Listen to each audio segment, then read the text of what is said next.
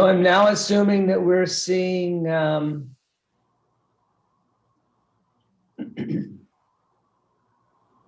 make your website work for you, part one, my presentation, right? Tori? Yes, sorry. Are we seeing the presentation on the screen? Yes, yes. Okay, great. That's all I want to make sure that we do. Oh, yeah. And I see Sherry has logged in. Hello, Sherry. We're going to give everybody a couple minutes before we get started, since we're starting these things a little early anyway, but this is Grow with Google, make your website work for you. If you thought you were tuning in on how to bake a ham and cheese quiche, this is not the right Zoom call. Although we can talk about that.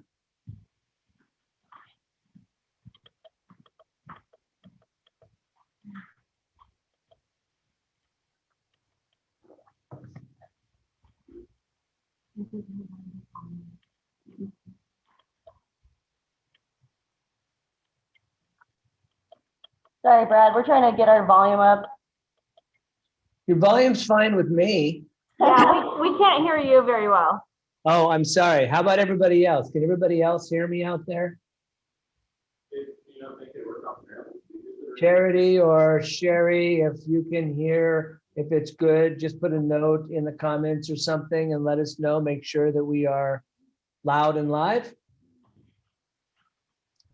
And we're going to go ahead and get started. So we are recording this and we will go ahead and get started on here today. So hi, everybody. Welcome to Make Your Website Work for You, Part 1. This is a two-part series. I don't think we noted that in the promotional materials, but we will come back with a second part that's a little deeper dive into some analytics and some other tools.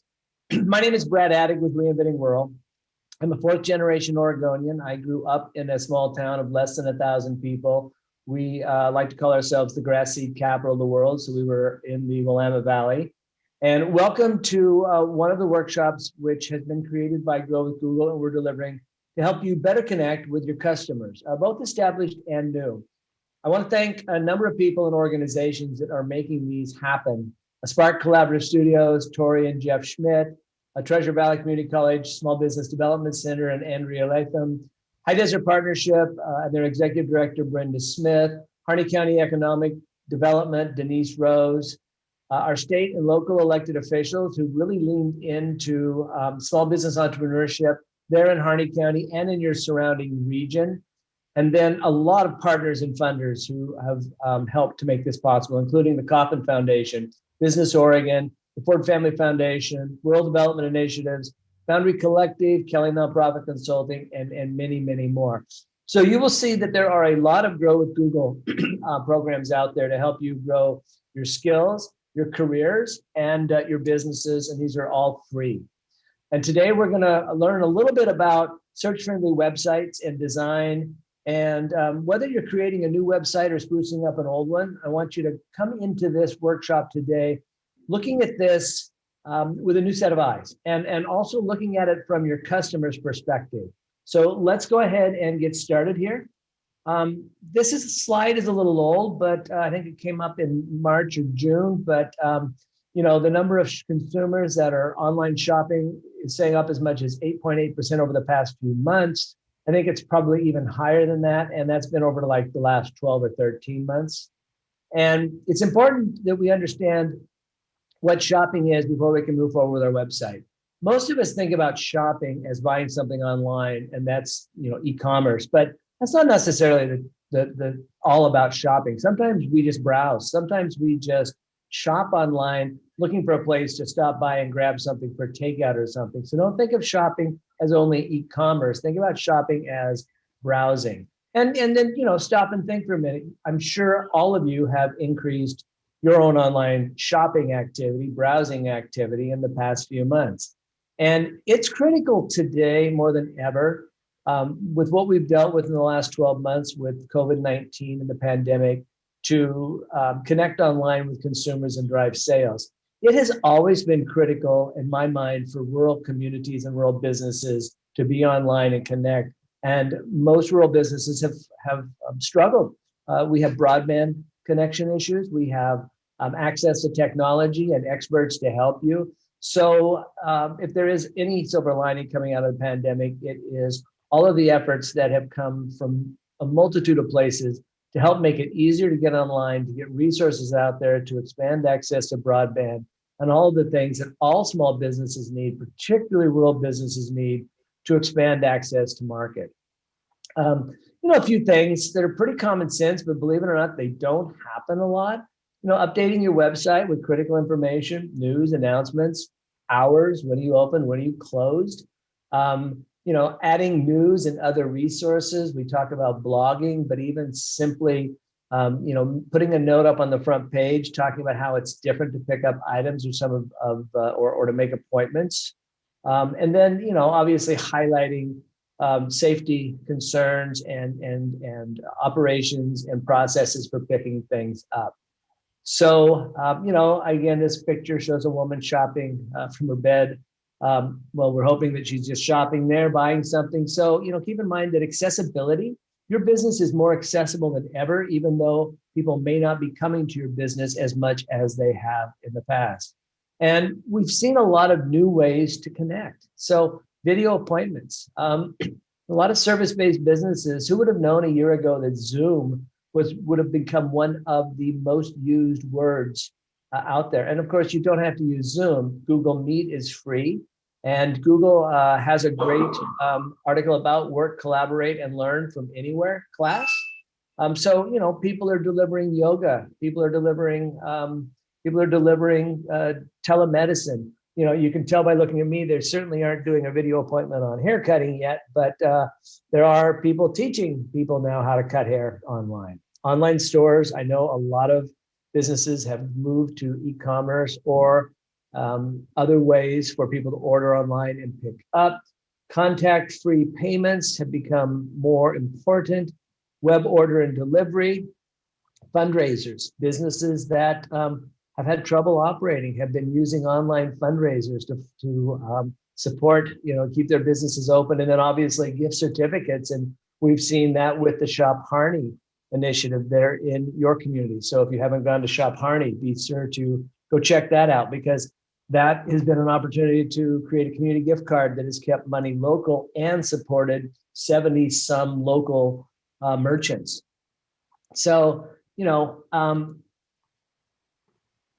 I want you to think about this. I want you to think about, have you connected with your customers in different ways? And are you considering connecting with your customers in different ways?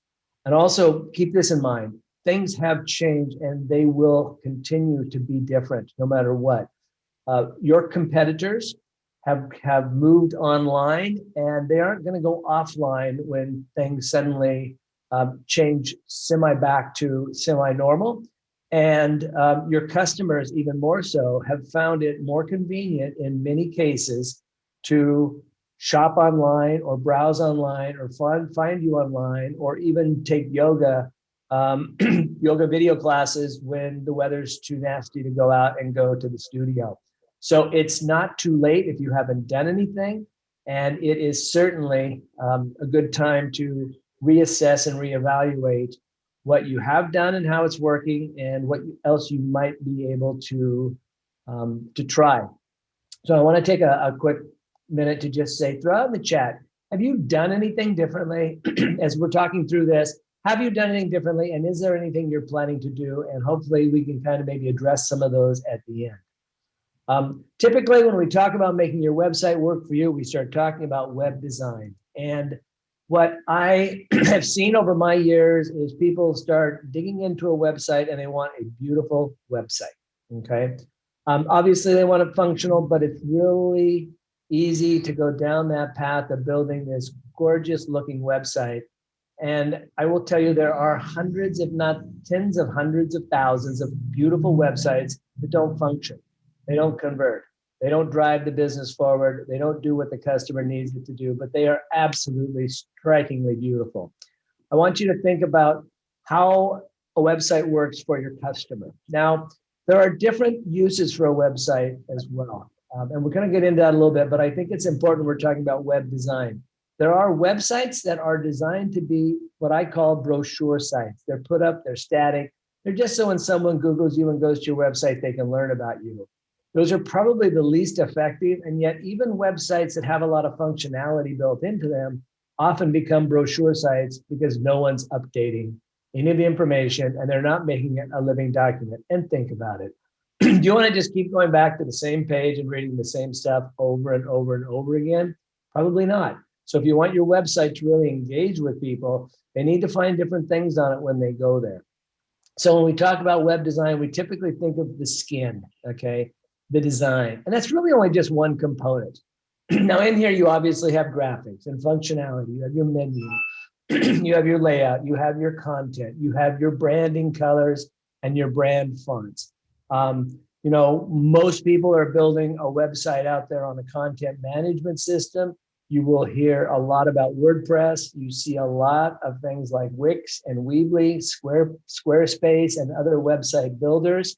I happen to be a WordPress website fan, and I am because most, I think about 40% of the websites you're going to see out there run on WordPress, and you own that site. You own what you do on website. Whereas if you're renting land, think about it as leasing a car versus buying a car. When you lease a car, you can do some things to it, but you kind of have to return it back to stock, or there are things you're not allowed to do to it, like, you know, put on fender flares and things. And on a WordPress site, you can do pretty much anything you want. But website is not all about design.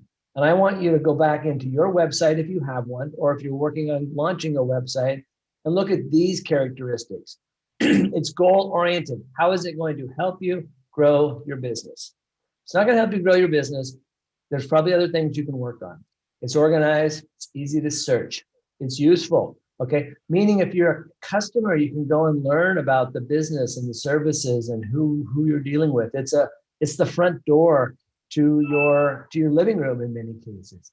It's very functional. Okay. Does it do things? Can it help a customer? Or is it just you look at it and then you leave and say, oh, I still have to go find their phone number somewhere else? It's intuitive to use on any device. And I will stress this multiple times.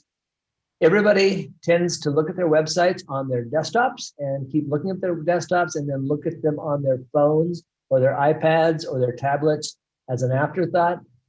You need to make sure that you are looking at your website on mobile first and foremost. And then also a great website that isn't easy to find and doesn't come up when people are searching for key terms doesn't help you. So if it's not findable, it's that tree out there in the forest. So a great website is goal-oriented. You know, it's potentially an important early step. It may not be as important as you think it is, but when you are at a point in your business where a website is going to help you reach your customers and it's going to help grow your business, it's going to become important. It's, again, here's where it says more useful than a business card or brochure. Be very careful, because putting up a website that's just a business card or brochure probably isn't going to be goal-oriented. If you do some advanced planning, you'll create a site that helps your business scale and grow right out of the gate. And then the question is, how do you want to grow? So defining goals is really important. So some of the goals you might consider are these. Do you want to build your brand? Do you want to generate leads? Do you want to make sales?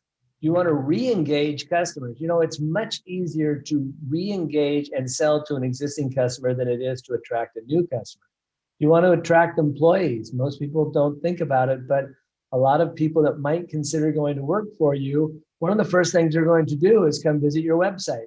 Or do you want to provide customer support? Now, there's a lot of one size fits all where websites try to do all of these things, and they might not do any of them well. I recommend you start out on your website development and say, hey, my two most important things is I want to put my brand forward, and I want to make sales, or I want to generate leads of people. I have a business where I need to follow up with them. I have a little longer sales cycle. So I want people to really feel good when they come and go to my website and learn about me and my business and what we're doing. And I want them to sign up for an email newsletter, or I want them to download a PDF or something. Or I want to use this because I want to place my customers know where they can get their questions answered.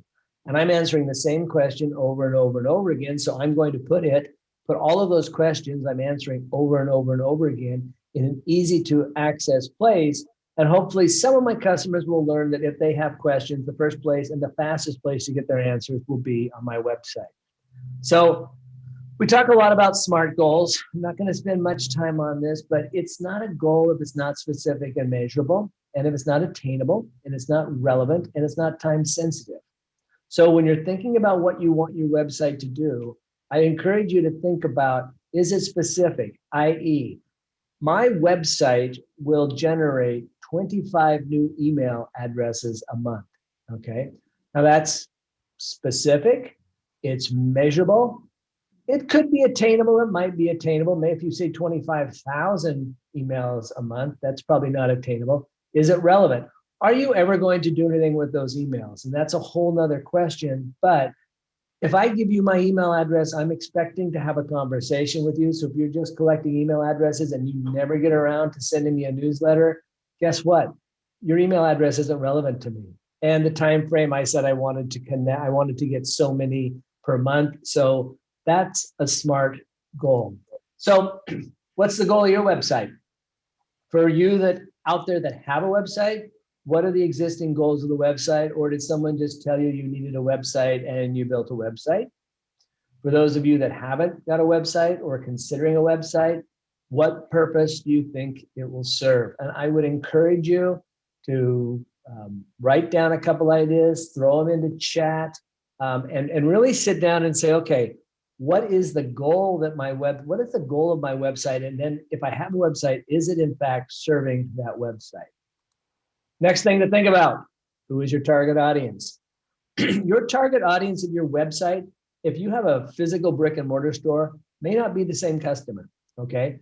And your target audience may be the customer you wish you had, not the customer you currently have, or it may be the exact customer that you have already defined your business around. So when we think about target audiences, we think about what is the value proposition that I offer my customers and what is the benefit to my customers. Another way to think about it is that businesses kind of fill jobs for customers. Okay, if I'm a customer, one of my jobs maybe is I need to have pants to wear to work, so I need to buy some new pants, and your job is to sell me pants. Okay, and I know that sounds kind of funny to put things in that perspective, that viewpoint, but we do kind of break things down into there's jobs to get done and there's people that do those jobs. Well, there's jobs we need done and there's businesses that service those jobs.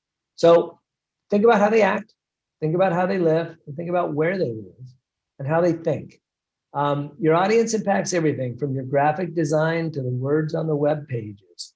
You can't be everything to everyone, okay? Because being everything to everyone is being nothing to nobody. Defining your target audience takes some time. And it's easy in many cases to define an audience with demographic data, to say, okay, I'm targeting women who live within 50 miles of me between the ages of 35 and 55 that dress up for work or something. Or I'm targeting men who are between the ages of 25 and 45 that are, need rugged outdoor wear or something like that. But that doesn't help you differentiate from your competitors because they're probably using the same kind of mentality. So get more specific, okay? What makes your target audience unique? Are the people that are buying from you, do they wear Carhartt or do they wear Dickies, okay? Do they know what Carhartt is? Do they care? Are they price sensitive? Are they price oriented or are they fashion oriented? Are they service oriented? Or are they willing to pay a little more for faster service? So really try to get into a more complete picture of who your audience is. So then the next thing, how do you measure success? Okay, so remember, if you don't measure it, it's meaningless. Okay, and there's a million metrics out there on websites and social media traffic and insights into what's going on. But if you're not looking at it and you're not measuring it, it's meaningless. And if you have some kind of a goal and you can't measure it, it's also meaningless because there's no way to set benchmarks. How are you doing against it? So tracking and measuring success is important. So are you going to track online sales? Are you going to track how many people fill out your contact form? Are you going to be looking and saying how many people are clicking the call me button on my website? Are you going to be seeing how long people stay on your site? Are you looking to see how many new people visit your site versus how many repeat visitors come to your site? If you have an e-commerce, obviously you can track sales. And as you dig into web analytics software like Google Analytics, which is also free, and we'll do another workshop on that, you can really begin to analyze visitor behavior and see exactly how they engage on your site. And I'm going to segue a little bit here and talk a little bit about how they engage on your site. There's a lot of emphasis in the web development world on your home page. But I want you to keep this in mind. Whatever page a person comes to your website on, that in fact is the home page as far as they're concerned. So if everyone's coming in through a contact form, guess what? That's a home page. And if you ever go and browse through websites and find their contact form page, you'll notice it doesn't have a lot of information on it. Sometimes it's just contact us here and it's a form. That's a great place. If everybody's coming to your contact form to send you a message, it's a great place to be selling them or telling them a little bit about you. So think of every single page on your website as your home page. Google Analytics. I mentioned a little bit about Google Analytics. It is relatively easy and complex at the same time to get into Google Analytics, okay? And Google Analytics is very simple in its higher level. It simply shows you what people are doing on your website, how they're coming into your website, where they're coming from, how long they're spending on your website, and what they're doing on your website. Now, in a lot of cases, people look at Google Analytics simply to analyze how their website is performing, but I like to use it to see what's important to customers. Because if I've got a menu of 10 different tabs that people can click on, and all of them are going to, 70% are going to this tab, contact, or they're going to this tab, about, or they're going to this some other tab, it's telling me a little bit about what my customers or potential customers are thinking.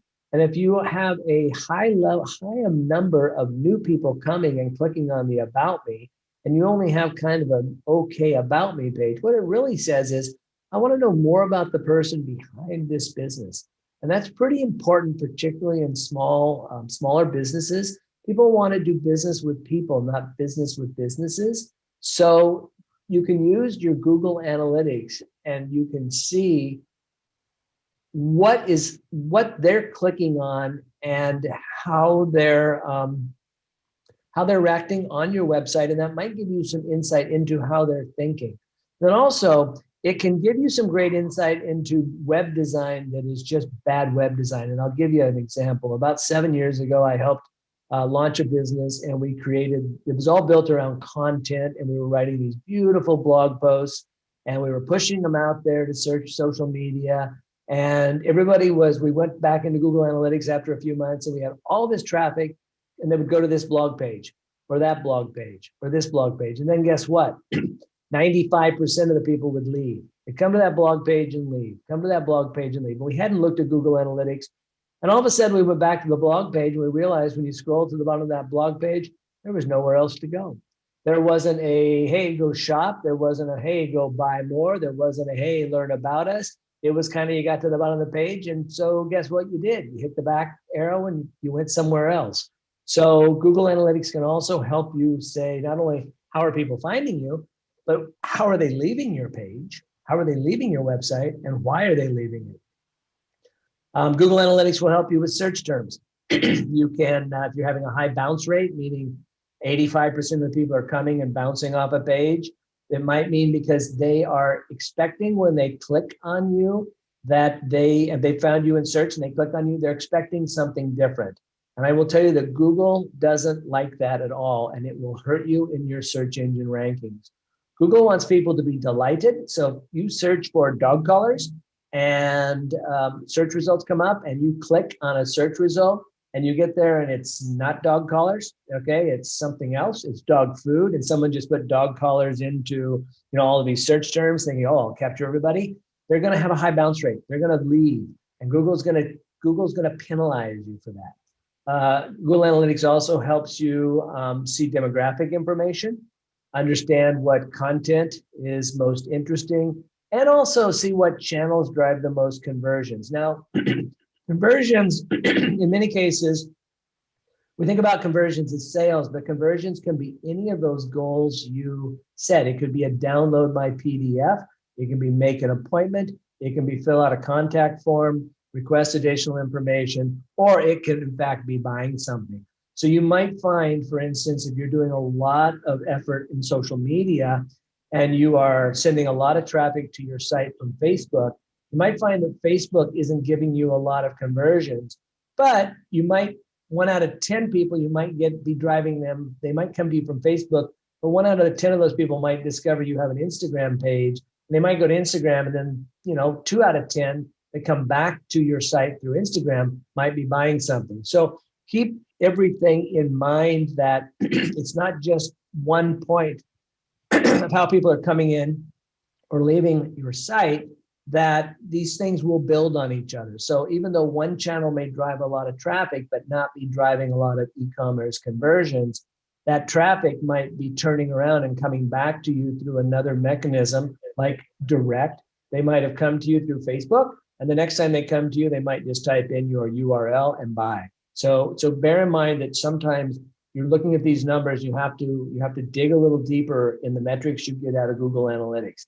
And I will also warn you, you can go down a huge rabbit hole with Google Analytics, and you can get caught up in way too many numbers. So if you've set good goals and you have good objectives of what your website is going to do for you and how it's going to help you grow your business, then you'll be able to decide what parts of Google Analytics are most important for you to measure those metrics. A great website is organized. Okay. I know that I shouldn't have to say this, but a great website is organized. And a great website is organized for the customer, okay, not for you. It's not organized how you might lay out your physical store, and it's not laid out how you might think or what you think is important. It's organized so that your customer can find what they're looking for. You may hear IA or information architecture. This is a pretty common store, it's a jewelry page. Hey, we sell jewelry. About us, here's our products. Our products are organized into categories, and then there's a contact us. But this may or may not be the right way to organize a jewelry store, or there may be multiple ways to organize a jewelry store. We may want to organize products by rings. We may also want to organize products by the stone type. So we may want to do sapphires. We may want to have all of our sapphire products also on a page. Doesn't mean they won't also be on the rings and necklaces and the bracelets page, but think about your organization a little bit and think about how your customers shop. They may want earrings to go with a necklace. If they have to bounce around and look at all of your rings and then all of your earrings and then go back and look at all of your necklaces, it might be easier to also have a way that they can find items that they can bundle, which is going to do a couple things. It's going to make it easier for them. Secondly, it's going to increase the chance that you sell 2 products, which is going to increase your average check on your e-commerce site. Short descriptive names and labels. If you interface with me much, you'll hear my favorite thing when I'm looking at a website is don't make me think. Okay. And so consequently, when I see things on websites, and this website here is one that kind of confuses me because there's a lot going on here right now. Okay. I'm having to think. I could get the Quilter's Daily Deal at 75% off, but I'm not quite even sure what the Quilter's Daily Deal is yet. So I'm thinking, and then masks from the heart. Okay, do I wear those over my face or my chest? Red, white, and blooms, cute. Okay, I get it. We're probably talking about 4th of July, but on the flip side, I see hearts, and now I'm thinking Valentine's Day, garden rose collections. Okay. To me, I'm confused, okay, when I get to a site like this. And what is important is that when I'm confused, I tend to hit the back button and go someplace that's a little more simple. So I like to say, don't make me think. Now, this could be a phenomenally great site doing $100,000 a day in sales, and I could be all full of it. But I'm just giving you my first impression when I get to a site like this. This site makes me think I'm going to have to click around a lot. Maybe that's what I'm looking for. Maybe as a quilter, I want to search and I want to click, and maybe they have done some analysis and evaluations, and they know their customer, and they know that this works and red, white, and blue works for a customer, and garden rose and making these masks. But since I'm not a quilter, I'm not a serious quilter, I don't really know what to do here, and I am more likely to bounce than I am to engage. So, it's Missouri Star Quilts. I think it's probably great. It's probably a great site. But in my mind, for me, it's not, maybe I'm not even a demographic. So a great site is useful. And after I just got done saying that last site confused me, I think this is very important to be talking about. We've talked about goals and organizations, building the site, creating relevant content, short descriptive names, clean, beautiful images. Keep in mind, most people are looking at things on their phone these days, so beautiful images. Think about your architecture, make the content recognizable, search engine. Videos are great, and your videos today do not have to be perfect. You can shoot great videos with an iPhone or an Android phone. Here's Partake Foods. Again, just looking at this makes you hungry, okay? They make allergy-friendly, healthy snacks. So you can see there's gluten-free, vegan, and allergy-friendly. It's right there. I don't have to think. I know what these are. I know they probably are tasty. They're made from healthy ingredients. And I know that they're allergy-friendly, healthy snacks. And they're born out of a family struggle to find allergy-free, delicious snacks for their young daughter. If I go to the Abouts page, it's a great story. It's why we started our business, and we believe in our business. Compelling.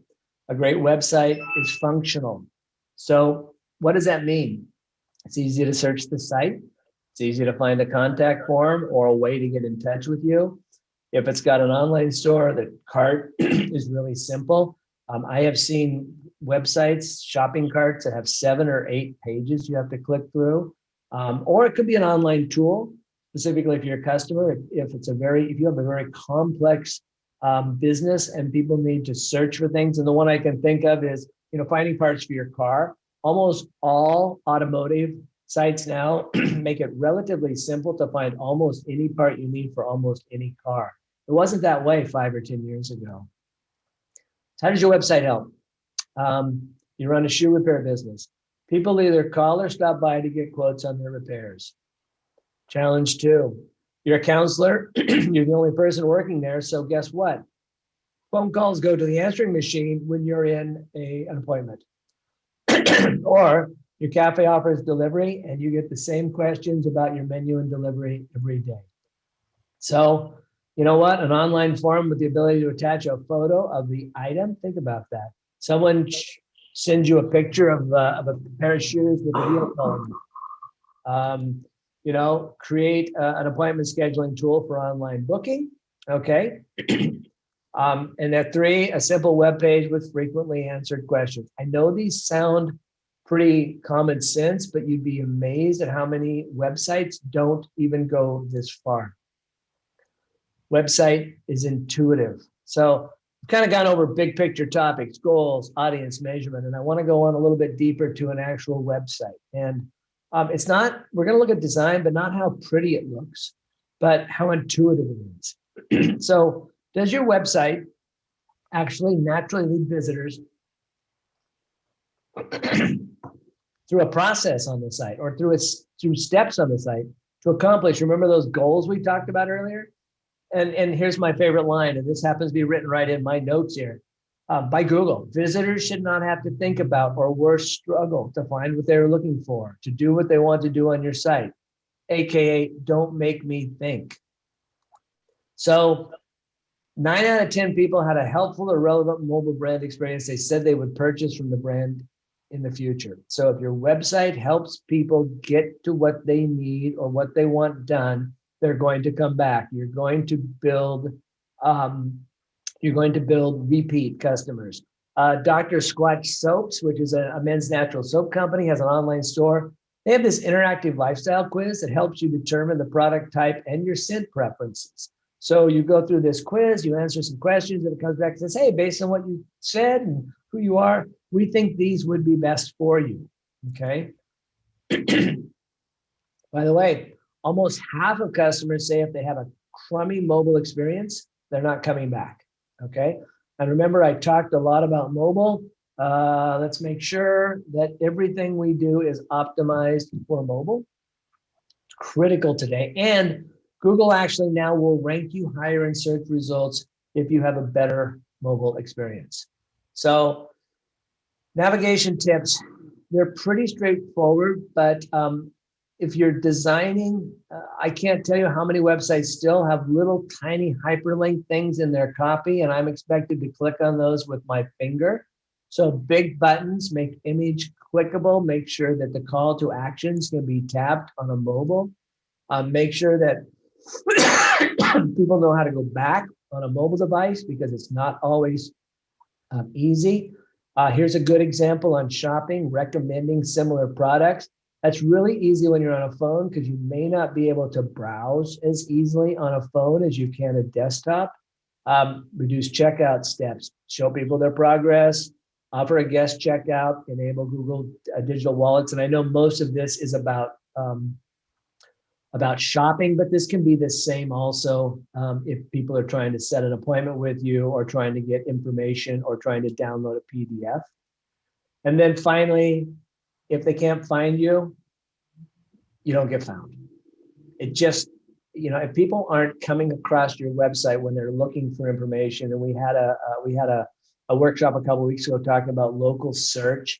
And people tend to sometimes, again, get confused a little bit. It's like shopping. Shopping online doesn't necessarily mean e-commerce checkout. Local search doesn't necessarily mean I'm a local person looking to buy pizza. It means I happen to be in the area and I'm looking to see what's around me. So if your site isn't search friendly and can't be found, it's not going to help you a bit. So 75% of smartphone owners turn to search first to address their immediate needs. We search pizza near me, okay? That's just the way we're wired these days. If you don't pop up in that search and you don't have a website that it's easy to figure out what kind of pizza you have and how to order it, and if you offer delivery or pickup, then you're not going to win out. So I'm sure that nobody here has ever seen a Google search result. Okay, so this is probably completely foreign to everyone, but you can see an ad. It's got ad on the little spot there under Stacia's Bakery. She's paying for that. Then the organic search is directly below it. That's what comes up if Stacia wasn't advertising. You see the search query was Stacia's Bakery. So that's a direct search. They're looking for the name of the business. And you can see that Stacia's Bakery shows up on the right-hand side. That's driven through the free Google My Business. I'll give you some information on how to get back to my video that we did 2 weeks ago on Google My Business and how to make sure you're set up and you have your best foot forward. Now, I also could have probably put into the search query bakeries near me, okay? And I would hope that Stacia's Bakery would show up in that. And I'd get a little bit different search result because I might get a map that might show 5 or 6 bakeries. And if you are in a geographic location and you search bakeries near me and you don't have your Google My Business optimized, you might not show up on that map. And so then you really lose out. How does Google work? Well, Google has this web crawler thing that goes out there called Googlebot, and it looks at links from page to page, and it sends website info back to the Google servers, and eventually it collects and organizes an incredible amount of information. And Google then uses that information, page content, and other factors, and it scores it, okay? And it scores it on a number of things, and it determines based on those scores how it's going to serve up your search results. Now, remember, Google wants you to click on things. Google really wants you to click on things that are advertisements because it makes money through advertising. But Google also knows that the higher quality the search result is, the more likely you are to come back and use their product again. And I know that we all just naturally use Google, but there are other search engines out there, and there are a lot of them out there. And so Google is in a competitive environment trying to make sure that the quality of its search results are better than its competitors. So every single time a person searches Google, the search for information is stored and organized in this gigantic, huge index. And you can imagine how large it is. So when someone searches, Googlebot goes out and it looks at billions of web pages. And when someone searches Google, it takes Googlebot's out there crawling and organizing. And when you search Google, it's going in and looking at that organization like that. So in that finger snap, Google processed about 40,000 searches. Okay, that's just to give you an idea. That was 40,000 searches that were happening on Google. Okay, and it happens through a computer algorithm with more than 200 different things, and it returns this information. You're probably saying, "Oh goodness, no wonder SEO is so confusing."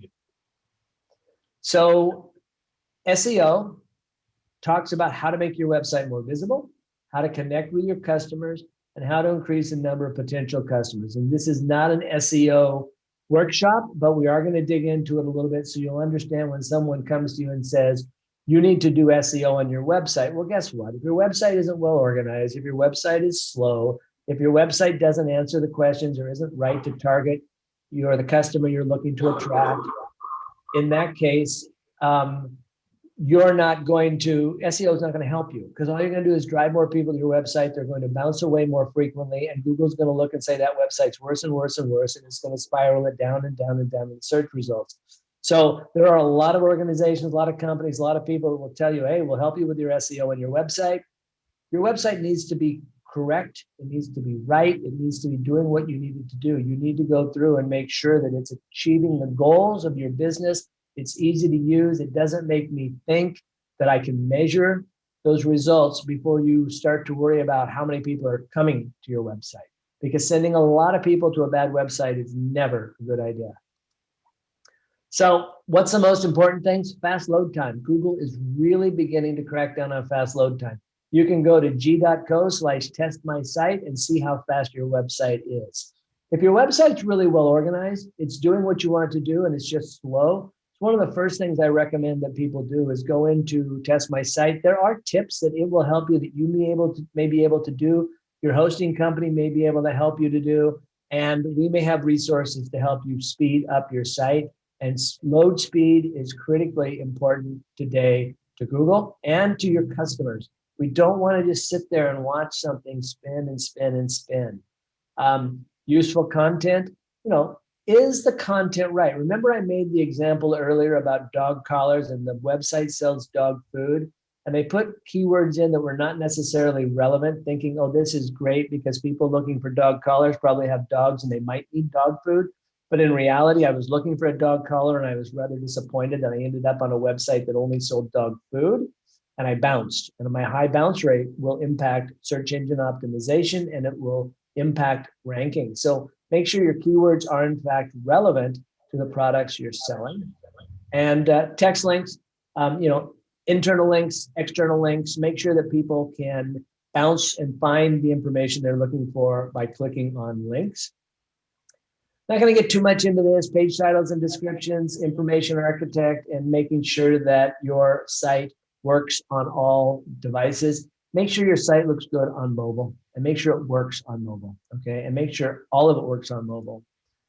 How does it work together? So this is a part of things that you should think about. Your website is, in many cases, the clearing center for a lot of other ways that customers are finding you or connecting with you.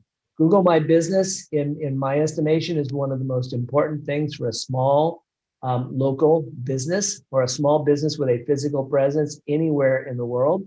So if you're Google My Business, and Google My Business, just so you know, if you don't have a website, you can go in and optimize Google My Business, and you can create a free website via Google My Business that will probably do 75 to 80% of what you need.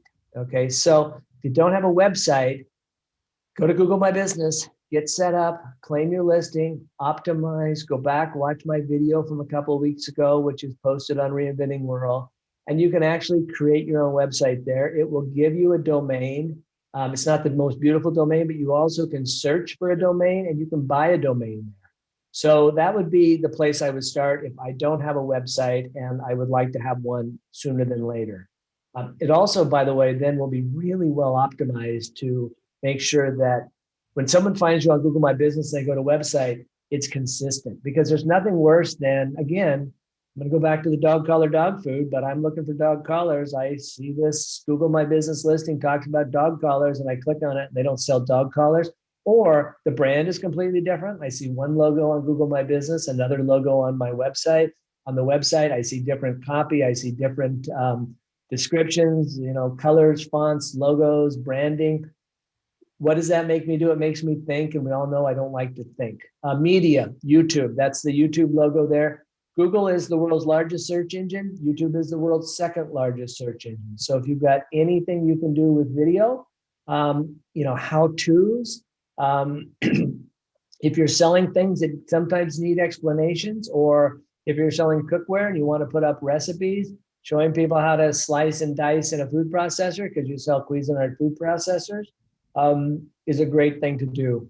Google search, obviously we've all done that. And then Google ads, that's where you're going to pay to get eyes. Okay. So think about it. Organic traffic are things you're doing that you're driving your organic traffic, and it may cost you time and effort to grow your organic traffic, because you might be doing social media posts and other things to drive people to a place. Google ads, you're paying for those eyes. You're paying for those clicks. I want to wrap up a little bit here and then take some questions. So we covered a lot of information today, and I'm going to give you some resources. And the first one is Reinventing World. If you have not gone to community.reinventingworld.com and joined, I highly recommend you do. It is a platform that we support that is all wrapped around online community to help startups, innovators, small business entrepreneurs to embrace innovation and to grow your local economies. On this platform, which happens to be incredibly mobile friendly, you will find that it's about connections and curriculum. So it's an online hub. There's a lot of different groups there. There are open groups, private groups, and secret groups. If you are on Facebook and you're a member of any Facebook groups, you will be very familiar with how this works. There are topics, articles, there's blogs, there's more. There's connection. You can connect with Reinventing World ambassadors, advisors, mentors. We have funding right now through Business Oregon, through some of the federal CARES funding, to help connect you with third-party experts. So that could be someone to help you with Google My Business, someone to help you with your website, potentially even someone to help you with some accounting or legal matters. So this is a platform where you can get connected through there. We run live events, workshops, courses, conferences. This technically is going through Reinventing World. It'll be recorded. It will be put back up onto the website. And there's a chat and messaging feature. We also have a Harney County Small Business Entrepreneurs Group here, which you can join or be invited to. And I know that Tori and Andrea will invite everyone that came to this.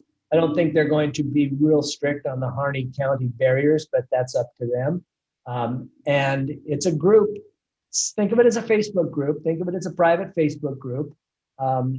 It's also got this beautiful chat. You can see some chat going on in here. This is in the Shop Harney group, which we use this group to really organize and communicate among all of the people that are trying to grow the Shop Harney gift card. So you can see conversation with Lola Johnson, Tori, and Andrea, who are sitting in on this today. Another thing that is a great thing is once you've joined, along the side on Reinventing World, scroll down to resources and click on resources, and you'll see Reimagine Your Business Video Series. If you click on the Reimagine Your Business Video Series, that's where the video is from 2 weeks ago that I did on Grow with Google for this group. And that's where this video will be. There's also a video in there right now from a trademark and copyright attorney. And there will be a few more videos coming up there from some of the other events we've done. So keep an eye out for that. You'll also begin to see in resources this week, I believe by the end of the week, we'll be releasing a self-paced Canva designed like a pro course here, done by Allison Lamplaw with Lamplight Creatives in Philomath, Oregon. So that's a wonderful little 4-part self-paced course on not only how to use Canva, but to understand colors and design and branding and fonts. So if you're looking to figure out how to make better looking graphics for your social media or flyers or brochures, it's a great it's a great course. And again, it's self-paced. You can just take it, you can go back to it, and it's free.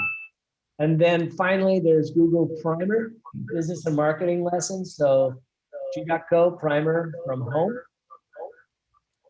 And then there are Google's professional tools. And you may have noticed in the last couple of days, there's been a big announcement on Google certifications. So Google certifications have come out in a major way to help you become certified, particularly in tech skills, and connect you with potential employers that may be even be able to work from home or distance to move into tech skills. So they've launched a whole new group of these certifications. So these are more technical computer certifications. Obviously, they're not easy to get. You do not need a college degree to get these, but they take work. Okay, these are serious courses to get serious certifications that employers are looking for throughout the United States and even the world. Grow My Store. You can go to G.co, Grow My Store. So this will help you with ways to understand how to grow your e-commerce store. There's some video help out here with G.co/grow. You can find all of these at G.co. And then there's even more free online training for teachers, local businesses, job seekers can help you with new certifications. There's even, I believe, on Grow with Google, how to do your resume. And I want to say thank you for all of the time. I'm going to stop the share and jump back in here and take some questions if there are any. I see there's one question in chat. I can hear you. Thanks, Charity. Okay, questions. Anybody want to jump in? Anything? Questions, thoughts? Andrea, Tori, Jeff, Sherry. I think we got an echo, sorry. Yeah, you got two things going there. Yeah.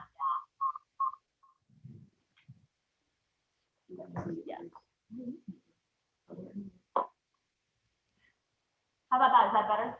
Oh, that's much better. Now you're muted. Oh, now you're not muted. Okay, we got our tech problem solved. So,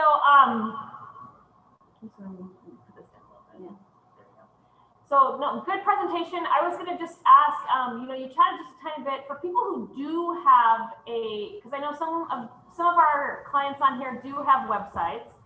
So if they're just wanting to beef it up, that's something they can kind of go back and look at with the presentation you gave. For those who are thinking, about putting one together, would you suggest it's the easiest way is to go to Google after you do your Google listing? Is that the easiest way just to kind of get out there and get launched? So Charity, you have a Spirit website. So I'm assuming that you're selling different apparel products. Is that cheer products or is it an e-commerce site? What is that site? Is that your online sales site?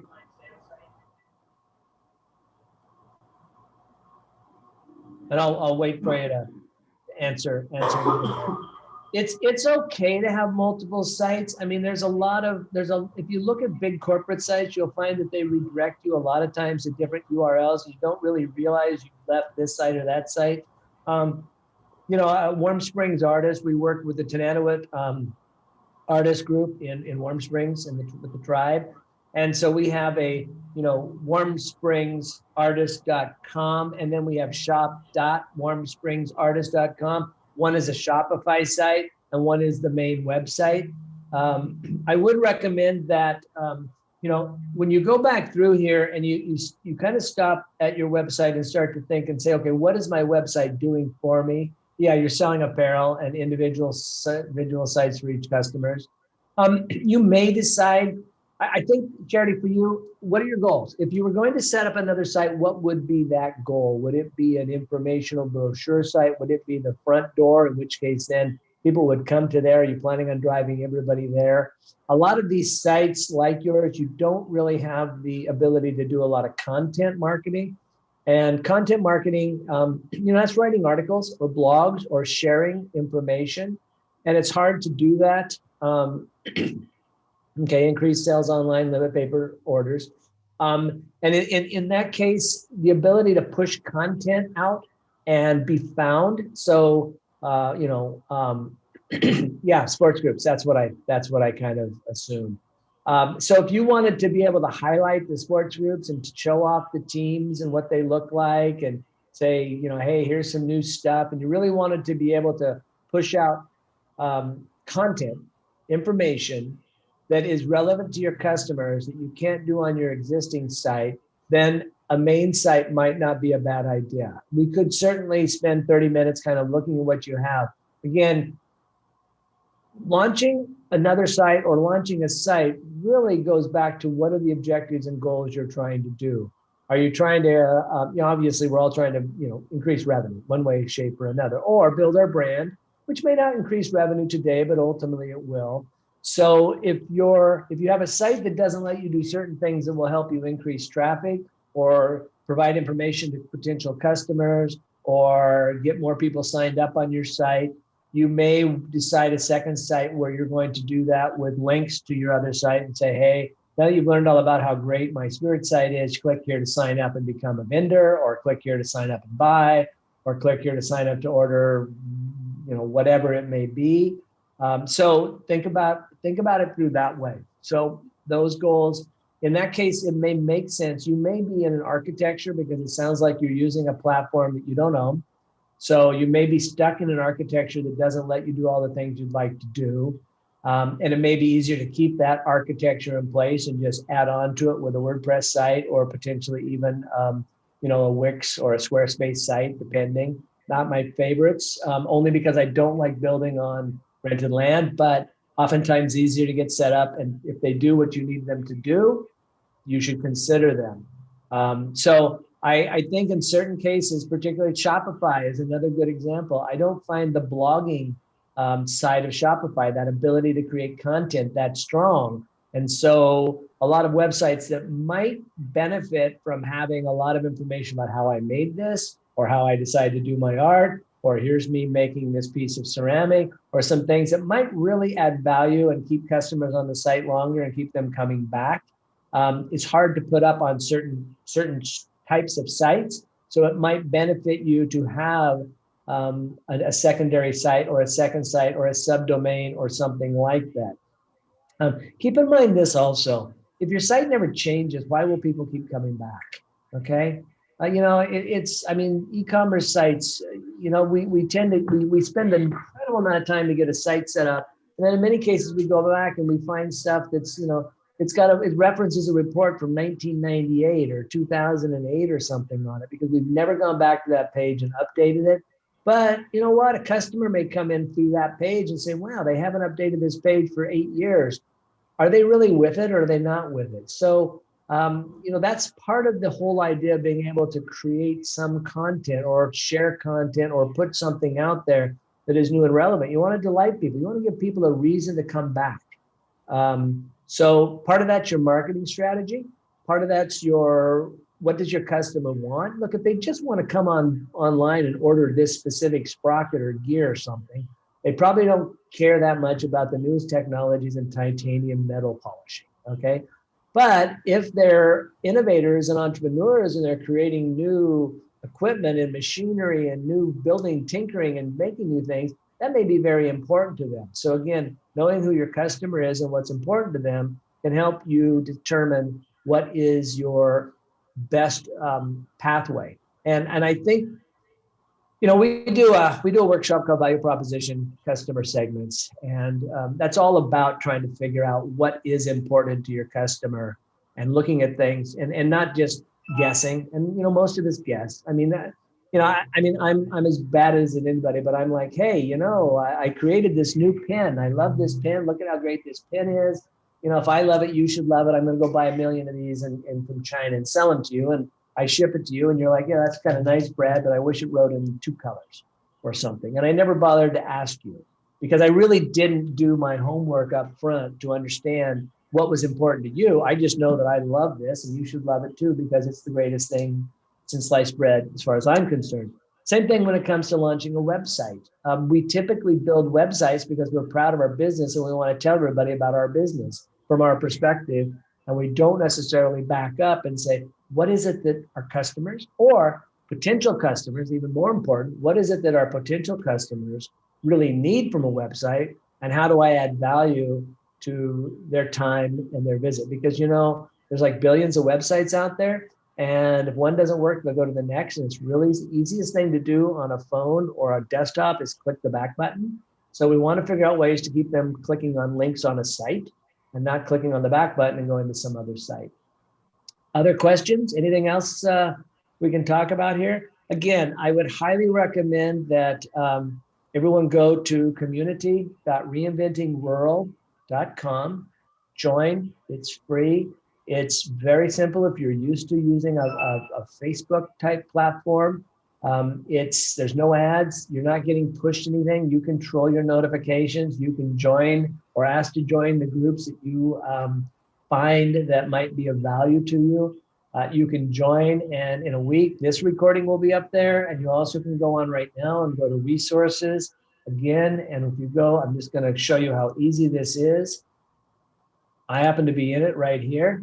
All right. So you can see that if we go to the home, and just so you know, everybody's view will be different on this based on what they see. You still see my page? No. Hold on a minute. I think I've messed up my sharing. I don't even know. You were good. There we go. All right. So you can go here, but you can just go down to resources. We can go down to reimagine your business video series. We can find that there are 3 videos here. It's activity feed videos, small business legal, trademarks and copyrights, social media marketing, Q&A with Zeth. Awesome. My get your local business on Google search. Click here. Boom. There's my video. So you can watch that video from 2 weeks ago. I don't have anything else. We're wrapping up on an hour. I think we're 2 minutes over. I want to be conscious of everyone's time. I want to thank everybody for the opportunity to talk a little bit about websites. There is a second part to this. We'll get scheduled. It goes a little deeper into, particularly into the Google Analytics side of this. So if you have an existing site, using Google Analytics before you jump and start making changes can be very valuable. I love it has this flow that shows kind of graphically where people are coming in, where they're leaving, and where they're going. And in many cases, it's really interesting to look at that and then to say, oh, they're going to this page I haven't even looked at in a year. Maybe I should go update my profile or our business has changed. So, and if you haven't set up Google Analytics, it's free, just like Google My Business is free, just like all these Grow with Google workshops are free. So other than that, thank you all so much. If there's anything you need, please feel free to reach out to us. I hope to see you joining Reinventing World, and we'll see you in a couple of weeks. We have another event in 2 weeks. Everybody stay safe. Bye.